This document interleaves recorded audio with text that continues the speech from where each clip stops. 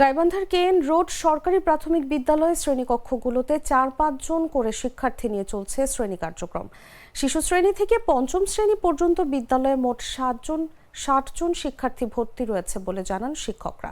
এর মধ্যে নিয়মিত শিক্ষার্থী আরও কম। শিক্ষার্থী সংকটের এই চিত্র অন্য সরকারি প্রাথমিক বিদ্যালয়গুলোতেও।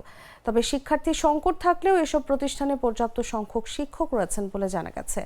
এদিকে বেসরকারি প্রাথমিক বিদ্যালয়গুলোর চিত্র ভিন্ন। শিক্ষার্থীদের ঠাসা প্রতিটি ক্লাসরুম। স্থানীয়দের অভিযোগ, প্রতিষ্ঠার পর থেকে গেল 63 বছরেও স্কুলের শিক্ষার্থীদের ভালো ফলাফল দেখাতে পারেনি বিদ্যালয়টি। অথচ শিক্ষকরা তাদের কর্তা ব্যক্তিদের ম্যানেজ করে মাসিক ভুয়া প্রতিবেদন দাখিল করে বহাল তবিয়তে চাকরি করে আসছেন, যার ফলে সন্তানকে প্রাথমিক বিদ্যালয়ে ভর্তির পরিবর্তে অভিভাবকরা কিন্ডারগার্টেনে ঝুঁকছেন। এছাড়া শহরে এনজিও দ্বারা প্রচলিত শিক্ষা প্রতিষ্ঠানগুলোতে সন্তানদের ভর্তি করছেন অভিভাবকরা। সরকারি প্রতিষ্ঠানের শিক্ষার মানের প্রতি ভরসা না পেয়ে বেসরকারি প্রতিষ্ঠানে সন্তানদের ভর্তি করাচ্ছেন অনেকে। এতে সরকারি বিদ্যালয়গুলোতে শিক্ষার্থী পাওয়া যাচ্ছে না। এ বিষয়ে গাইবান্ধা জেলা শিক্ষা কর্মকর্তা বলছেন, জেলা শহরে বেশ কয়েকটি প্রতিষ্ঠানে শিক্ষার্থীর সংকট রয়েছে। যেসব স্কুলে শিক্ষার্থীর সংখ্যা কম, সেসব স্কুলে শিক্ষার্থী বৃদ্ধির জন্য চেষ্টা চলছে বলেও জানান তিনি।